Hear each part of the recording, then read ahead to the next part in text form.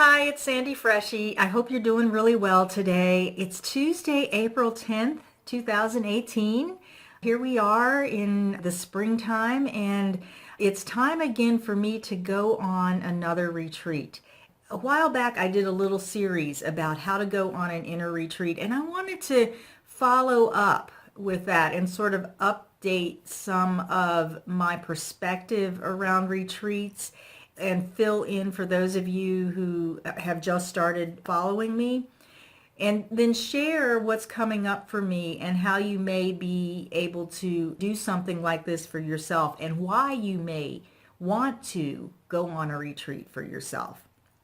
So usually we think of retreats as these big fancy places, or we go away to these big fancy places or these Zen resorts or whatever they are, where we can just get away from everything and unplug and relax. I didn't start that way with my retreats. I actually started a few years ago by just setting the intention that every 3 to 4 months I would just take a few days off. And in the beginning, I actually worked through my retreats.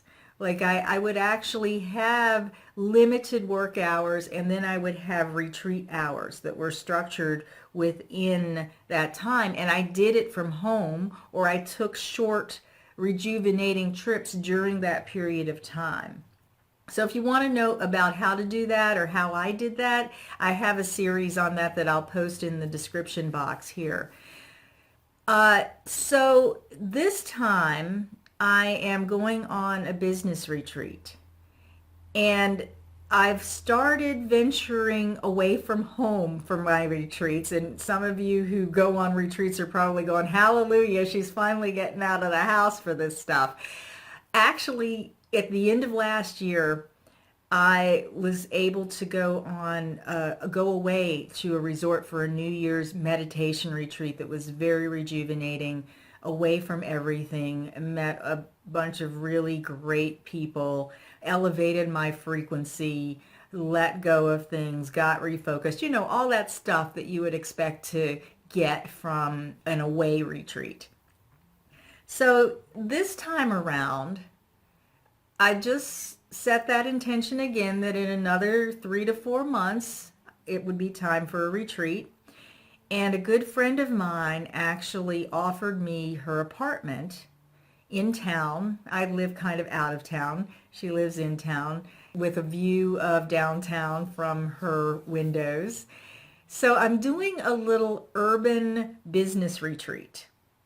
And I think this is so important if you're in business for yourself, to take time away from time to time from your office, from your environment, to get a fresh perspective, to maybe work on things that you wouldn't necessarily have your full attention on because you're distracted by what else needs to be done in your business.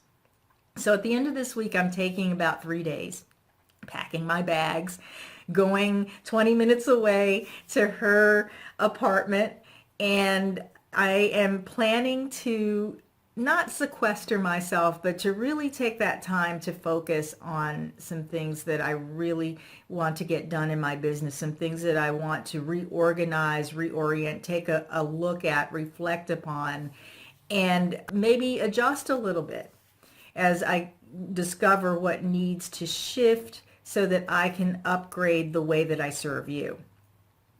Now, the rules my rules, they don't have to be your rules, but my rules and my guidelines for going on any kind of retreat, whether it's a personal rejuvenating retreat or one where I focus on business, is that it needs to be structured and scheduled just as though I were walking into someone else's retreat facility and they hand me an itinerary and I know what is going to happen. So I first set my intentions, and actually I did that this morning. I sat down and I set 3 intentions for what I want to focus on during the time that I'm away. And then I started to work on my itinerary. There are certain things that I know I want to weave in, like, I want my husband to come up and have dinner with me and things like that. So that will be part of my itinerary. I have a few exercises that I want to work on, some business focus exercises that I've been sort of putting down at the bottom of my stack that I know when I focus upon them are going to give me clarity about the direction I want to take in my business. And I want to also catch up on a few things. I was so busy the first part of the year that I really kind of let a few of the odds and ends go and a few updates on my website and things that I want to reorganize. I just put them by the wayside, and this will be a time where I will schedule in blocks of time to work on those specific things. For me, and I'm just passing this along to you as some tips for when you're ready for your business retreat, it's important to prepare. So that's why I've started a couple days ahead of time, setting my intentions, making sure that I have some guidelines in place, that I have more or less a scheduled itinerary where I have blocks of time to do concentrated, focused activities, and then blocks of time like when my husband comes up and we go to dinner, those kinds of things, where I have more of a free flow period. And then it's also important for me to look at, well, what am I going to do for my own rest and relaxation? R&R, so to speak, because it's not all about work, work, work. When you go on a retreat, it's about giving yourself space to do some other kind of focused activity rather than the work, work, work that you would normally do at your desk or that I would normally do at my desk.